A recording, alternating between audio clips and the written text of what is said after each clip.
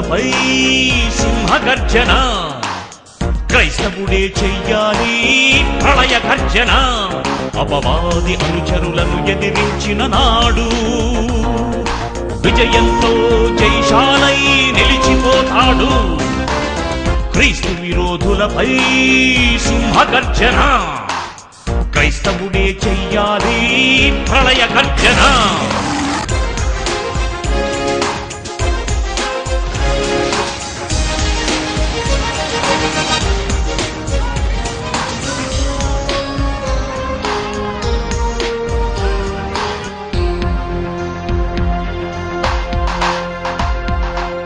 క్రీస్తు సిలువ వేయబడలేదని, కాశ్మీరుకు తరలి వచ్చినాడని. క్రీస్తు సిలువ వేయబడలేదని, కాశ్మీరుకు తరలి వచ్చినాడని.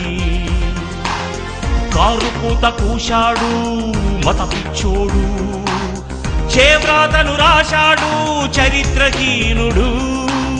లోకంలో ఎందరో మహాత్ములున్నను, కాలాన్ని లెక్కించుటకు క్రీస్తే శకపురుషుడని వాదించి ఒప్పించే క్రైస్తవుడున్నాడు. ఛాలెంజ్ విసిరితే ముందుకెవడు రాడు. క్రీస్తు విరోధులపై సింహగర్జన, క్రైస్తవుడే చెయ్యాలి ప్రళయ గర్జన.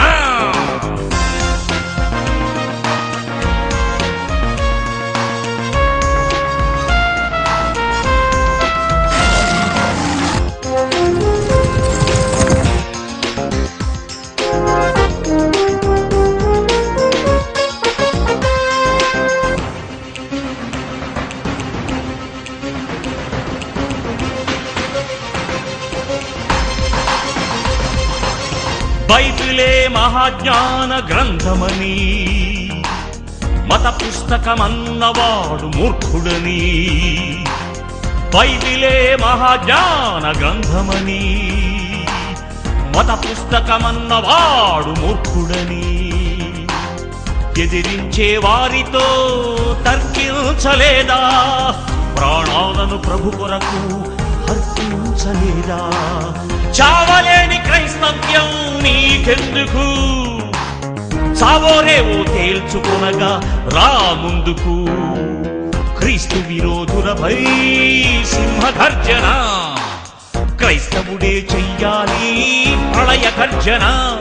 అపవాది అనుచరులను ఎదిరించిన నాడు విజయంతో జైశాలై నిలిచిపోతాడు.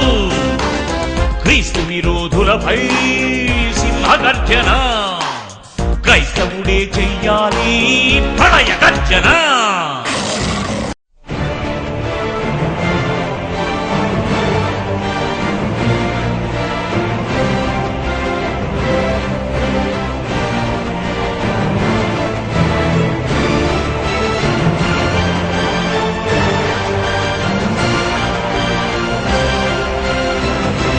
బైబిల్ మత గ్రంథం కాదని, మహాజ్ఞాన గ్రంథమని, నిజమైన దైవ గ్రంథమని నిరూపిస్తూ ప్రపంచ చరిత్రకారులు, ప్రముఖ శాస్త్రవేత్తలు మరియు బైబిల్ విరోధుల గుండెల్లో గుబులు పుట్టిస్తున్న ప్రపంచ ఏకైక మ్యాగ్నిఫిసెంట్ ఛాలెంజింగ్ స్పీకర్, విశ్వ విజ్ఞాన సార్వభౌమ, బిరుదాంకితులు శ్రీ శ్రీ జైశాలి పిడి సుందర్రావు గారు.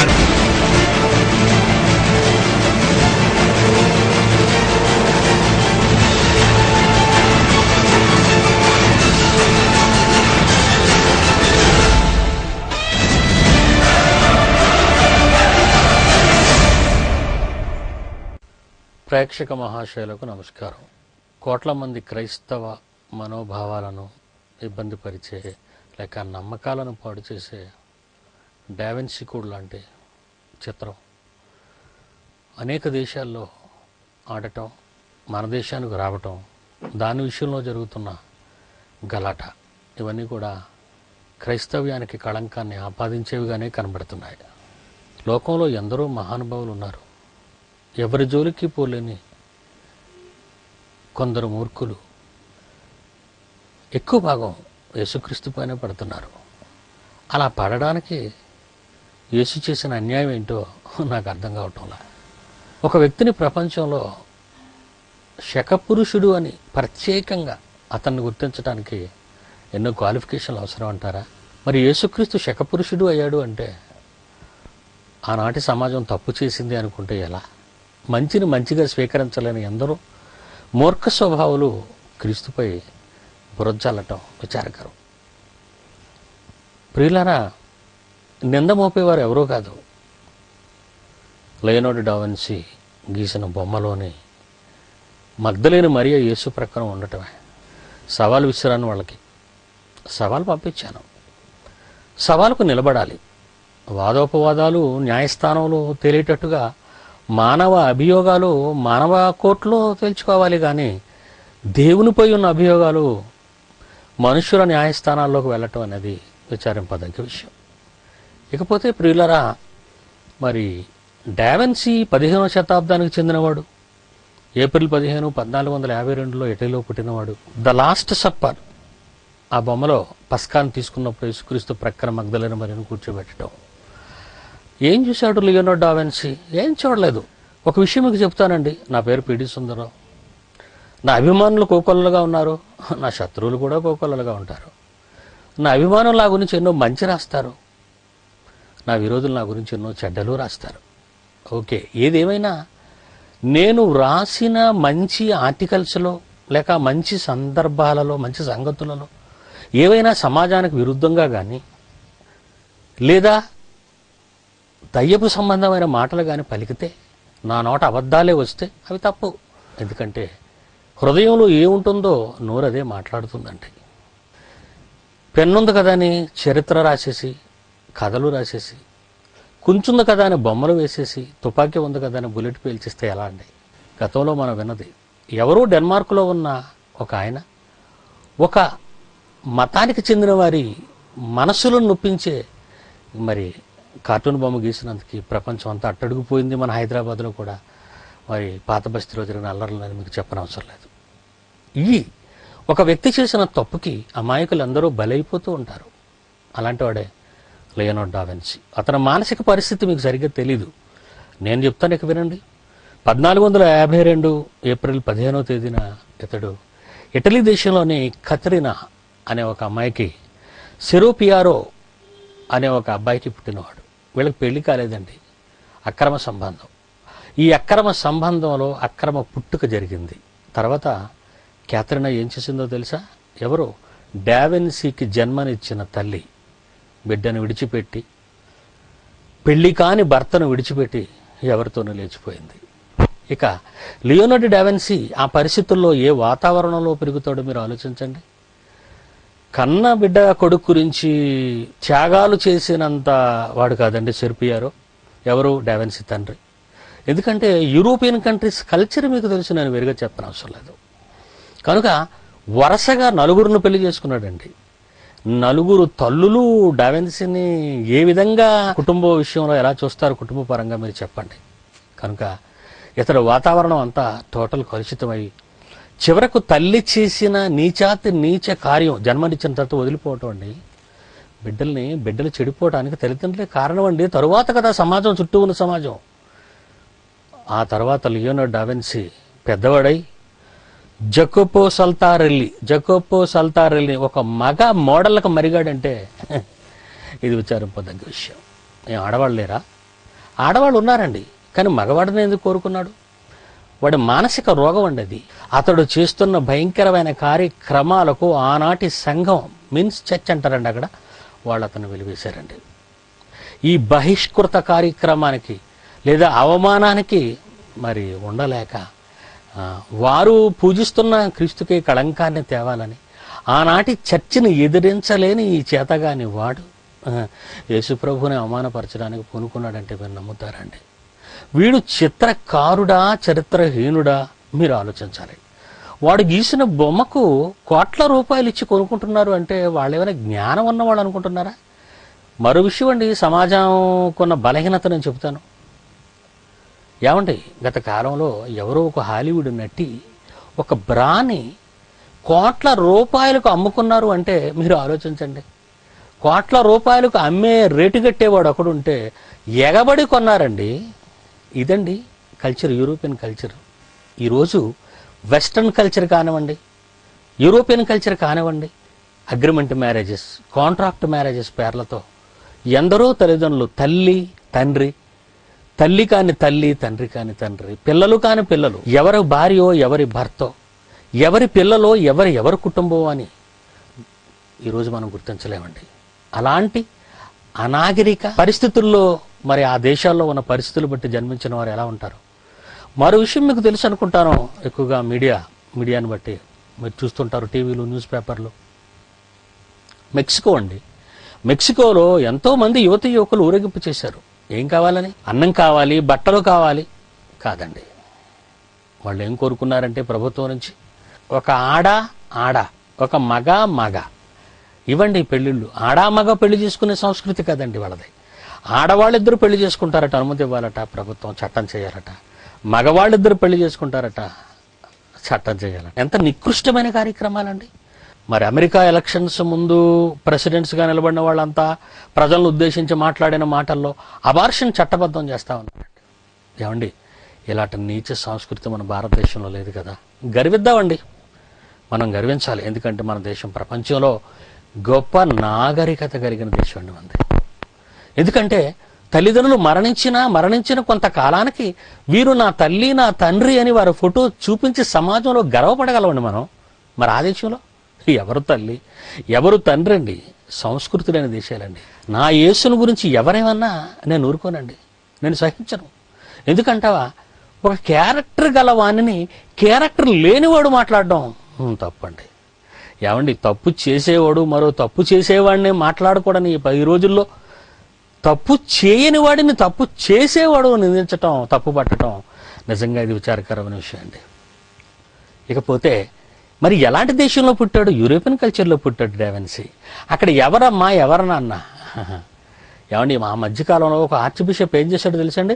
2 మగవాళ్ళకి చర్చిలో పెళ్లి చేశాడండి, చట్టబద్ధం చేశాడండి. ఏమండి, వాటికన్లో పోపున్న ఆ దేశంలోనే ఇలాంటి బైబిల్కి విరోధమైన కార్యక్రమాలు జరుగుతున్నాయంటే వాళ్ళు ఎందుకండి నోరు విప్పటం లేదు? అలాంటి వాడు మన భారతదేశానికి వచ్చి బోధించే బోధలేంటండి? ఒక అమెరికన్, ఒక ఆస్ట్రేలియన్ మరి మన దేశానికి వచ్చి వాళ్ళు బోధించే బోధలేంటండి? వాళ్ళు నేర్చుకున్నదేంటి? ముందు వాళ్ళ దేశాల్లో వాళ్ళు బాగు చేసుకోమానండి, తర్వాత రమ్మనండి మన దగ్గరికి. వాళ్ళకంటే మనం అన్ని విషయాల్లో జ్ఞానవంతులు అండి. యేసుప్రభు ఆసియన్ తెలుసా మీకు? ఆయన యూరోపియన్ కాదండి. యేసుప్రభు అమెరికన్ కాదండి. వెస్ట్రన్ కంట్రీస్లో ఆయన పుట్టలేదండి, యూరోపియన్ కంట్రీస్లో ఆయన పుట్టలేదండి. ఇండియా ఉన్న ఆసియా ఖండంలో పుట్టాడండి ఆయన. Is Asian. అందుకే నా యేసు అంటున్నానండి. ప్రియులరా, అలాంటి యేసుపై మరి లియోనార్డో డావిన్సీ చేసిన అభియోగం నిజంగా ఎంత భయంకరమైందండి.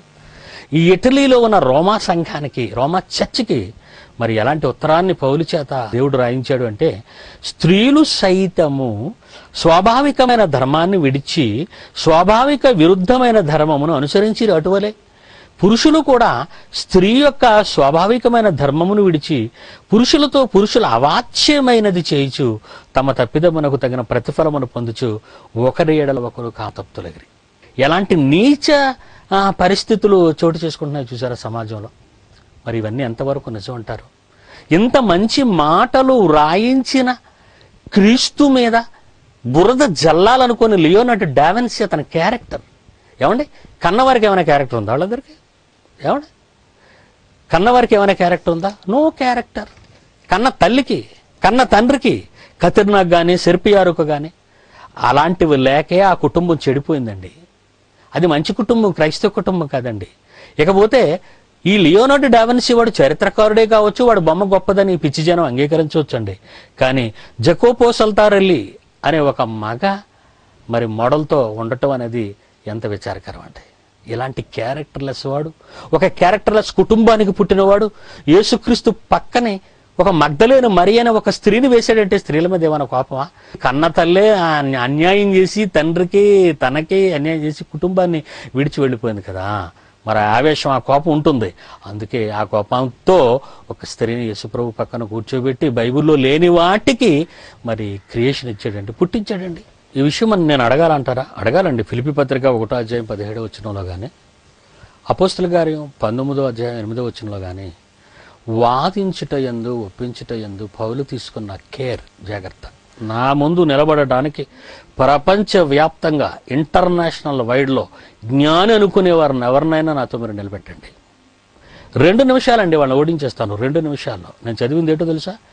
మానవుడు ప్రకృతిని చూసి వ్రాసిన శాస్త్రాలు కాదండి నేను చదివింది. ఆ శాస్త్రాలను పుట్టించిన, సృష్టికి జన్మనిచ్చిన బైబిల్ అండి. అందుకే బైబిల్ను మతం అనకూడదండి. జ్ఞానం అండి ఇది. జ్ఞానం. ఈ జ్ఞానంతో ఎందరిని సవాల్ చేశానో తెలుసా అండి? నాసా అంతరిక్ష పరిశోధనశాల. వాళ్ళకెందుకు ఛాలెంజ్ చేశాను మీరు అనుకుంటున్నారా? గ్రహాల్లో బుధజీవులు ఉన్నాయని, ఫ్లయింగ్ సాసర్స్ ఎగురుతున్నాయని లేనిపోని కట్టుకథలండి. ఇవన్నీ హాలీవుడ్ కట్టుకథలు సుమా. మీరు నమ్ముతున్నారా? మీరు నమ్మకూడదండి. ఆమె ఇండియన్. ఇండియాలో ఒక భారతీయునిగా అమెరికాలో ఉన్నది జ్ఞానం కాదండి. భక్తిపరంగా ఆలోచిస్తే వాళ్ళు ఉన్నది జ్ఞానం కాదండి, మోసం. అది ఆ మోసాన్ని మీరు నమ్మకండి. నాసా శాస్త్రవేత్తలను సవాలు చేసి CNN మరి బీబీసీకి వాళ్ళకి ఇన్వైట్ చేశాను. ఇది సంవత్సరాలు అయిందండి ఛాలెంజ్ చేసి. ఒక్కరు కూడా మాట్లాడటం లేదు. ఈ ప్రోగ్రామ్ మీరు చూస్తున్నారు కదా, మీకు తెలిసిన వాళ్ళు ఎవరైనా ఉంటే వెంటనే మెయిల్ పంపించండి వాళ్ళకి. పిడి సుందరరావు సవాలు విసిరాడట, మరి మీరేం మాట్లాడటం లేదట అని CNN అడగండి, బీబీసీని అడగండి, లేదా నాసా అంతరిక్ష పరిశోధనశాలను శాస్త్రవేత్తలను అడగండి. ఇకపోతే లైఫ్ టైం, మనుషుని యొక్క మానవ జీవిత కాలాన్ని 1200 సంవత్సరాలు పెంచుతానని 2000 తర్వాత సవాలు చేసిన వాళ్ళు, ఆ రోజు అమెరికాని పరిపాలిస్తున్న ఆయన బిల్ క్లింటన్ అండి. అలాంటి వాళ్ళకి సవాలు విసిరానండి. వాళ్ళే హ్యూమన్ జీనోమ్ ప్రాజెక్ట్ శాస్త్రవేత్తలు. 2 ఏళ్లలో మానవ జీవితకాలమే మారిపోద్దని మరి ఎన్నో ప్రగల్భాలు పలికినటువంటి శాస్త్రవేత్తలు అంతా తెరమరుగైపోయారు. వాళ్ళకి కూడా సవాలు విసిరానండి. వాళ్ళు కూడా నోరెత్తడం లేదు. ప్రియులారా, కనుక బైబిలు మతం కాదు, అది ఒక మహాజ్ఞాన గ్రంథం. ఆ జ్ఞాన గ్రంథాన్ని వ్రాయించింది, మాట్లాడింది శకపురుషుడు యేసుక్రీస్తేనండి. ఒక క్యారెక్టర్లెస్ తల్లికి, ఒక క్యారెక్టర్లెస్ తండ్రికి పుట్టినవాడు. క్యారెక్టర్ ఉన్న యేసుపై అభియోగం చేయటం ఎంత గుండె ధైర్యం అండి. లియోనార్డో డావిన్సీ అన్నవాడు ఏమాత్రపు వాడండి, ఒక క్యారెక్టర్లెస్ మ్యాన్. ఇక ఆయన క్యారెక్టర్ ఎంత గొప్పదో మీకు అర్థం కాదండి. బొమ్మను గీశాడు డావిన్సీ. ఆ బొమ్మ పక్కనున్న యేసుక్రీస్తుతో బొమ్మకి అక్రమ సంబంధం కట్టారు ఈ ప్రపంచం. అది ఆధారంగా తీసుకుని కథ రాశాడు డాన్ బ్రౌన్.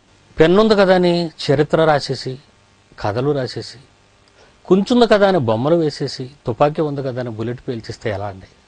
ఏమండి, మీరు అభియోగాల గురించి మీరు ఆలోచిస్తే డావిన్సీ కోడ్లో అతి ప్రాముఖ్యమైనది యేసు రహస్యంగా మగ్దలేని మరియను పెండాడాడని, వారిద్దరికి ఒక సంతానం కూడా కలిగిందని, ఈ రహస్యాన్ని కేథలిక్ సంస్థ ప్రయోరీ ఆఫ్ సిమోన్ సంస్థ ద్వారా బంధించారని, ఈ సంస్థకు Isaac Newton, Leonardo da Vinci, Victor Hugo లాంటి ఎందరో ప్రముఖులు సభ్యులుగా ఉన్నారని అభియోగం. ఈ సంస్థ ఏం చేసిందటండి? ప్రయోరీ ఆఫ్ సైమన్ అనే సంస్థ Isaac Newton, Leonardo da Vinci, Victor Hugo లాంటి వారు ఇందులో ఉండి యేసుక్రీస్తు రహస్యంగా మగ్దలేని మరియను పెండాడాడని, వారిద్దరికి ఒక సంతానం కూడా కలిగిందనే రహస్యాన్ని తీసేశారట. అందులో డావిన్సీ, లియోనార్డో డావిన్సీ ఒక సాక్షి. ఏమంటే చచ్చిపోయాడు కదండి పోటీ పడ్డానికి. నేను మరి లేడు కదా, మరి ఎవరు పోటీకి వస్తారు ఇప్పుడు? నిలబెట్టండి ఎవరిని. మీరు వెంటనే మెయిల్ పంపించండి అందరికీ మెయిల్ పంపించండి. అమెరికా వాళ్ళకి బైబిల్ తెలియదు అంటారు. తెలియదండి వాళ్ళ బైబిల్. మరి యూరోపియన్ కంట్రీస్లో వాళ్ళకి అస్సలు బైబిల్ తెలియదండి. బైబిల్ తెలుసుంటే వాళ్ళ దేశాలలోనే వాళ్ళు నమ్ముకున్న వాని మీదే ఇన్ని భిన్నాభిప్రాయాలు, ఇన్ని భయంకరమైన కథనాలు వస్తున్నప్పుడు, అక్కడ న్యాయస్థానాల మీద రిలీజ్ చేసి సినిమాలు ఎవరైనా చూడొచ్చని అన్నప్పుడు వాళ్ళకి బైబిల్ తెలిసే మగాడు ఉన్నాడంటారా యూరోపియన్ కంట్రీస్లో కానీ వెస్ట్రన్ కంట్రీస్లో కానీ? కనుక పోటీకి ఈ డాన్ బ్రౌన్ అనేవాడిని నిలబెడితే అభియోగాలను నేను ఎలా గోళ్ల మీద లేపేస్తానో మీ ముందుకు తీసుకొస్తున్నానండి. ఏమండి, యేసుక్రీస్తు మగ్దలేని మరియను పెళ్లి చేసుకున్నాడు. మగ్దలేని మరియను రహస్యంగా పెళ్లి చేసుకోవలసిన కర్మ యేసుక్రీస్తుకు అవసరం అంటారా? మీరు చెప్పండి. ఏమండి, బైబిల్లో వివాహాన్ని నిషేధించవద్దన్నాడు. 1 తిమోతి 4:1-3 వరకు. ప్రతి వానికి సొంత భార్య ఉండలను, ఇరువురు ఒకరి ధర్మములు ఒకరు నడపవలను. ప్రతి వానికి సొంత భార్య ఉండవలను, ఇరువురు ఒకరి ధర్మములు ఒకరు నడపవలను. అదే 1 కొరింథీ 23లో, మళ్ళీ అదే 1 కొరింథీ 7, 8, 9లో మనస్సు నిలుపలేని ఎడల పెండ్లి చేసుకొనవచ్చును. 1 కొరింథీ 9, 4, 5 వచనాలు. తక్కిన అపోస్తుల వలెను ప్రభు యొక్క సహోదరుల వలన, అంటే ప్రభు యేసు ప్రభు తర్వాత పుట్టిన వాళ్ళండి, లేరని అబద్ధికులు చెప్పుకున్నారు, బైబిల్ తెలియని మూర్ఖులు, వాళ్ళ సంగతి వదిలేయండి. తక్కిన అపోస్తుల వలెను ప్రభు యొక్క సహోదరుల వలెను, అంటే యేసు ప్రభువును కన్న తర్వాత మరియమ్మకు 4 కొడుకులండి, ఆడపిల్లలు ఉన్నారండి, చెల్లెళ్ళు ఉన్నారండి, అదిగా రాశాడండి. తక్కిన అపోస్తుల వలన ప్రభు యొక్క సహోదరుల వలన, కేఫా పేతురు గారి వలన విశ్వాసురాలైన భార్యను వెంట పెట్టుకుని తిరుగుటకు మాకు అధికారం లేదా? యేసు రాయించిన సువార్తలలో, పత్రికలలో వివాహాన్ని నిషేధించొద్దన్నాడు, పెళ్లి చేసుకోమన్నాడు, మనసు నిలుపులేకపోతే పెళ్లి చేసుకోమన్నాడు, భార్యాభర్తల ధర్మాలను నడపమన్నాడు. ఆయనే పెళ్లికి కానాలో జరిగిన పెండ్లి విందుకు హాజరైనప్పుడు పెళ్లి చేసుకోమని చెప్పిన ఆయనే పెళ్లి చేసుకోలేని దాక్కునే పరిస్థితికి రహస్యంగా పెళ్లి చేసుకోవాలా? మీరే చెప్పండి. డాన్ బ్రౌన్ గాడికి పిచ్చి పెట్టిందండి. వాడికి దొరికిన పుస్తకాలు ఏదో పిచ్చి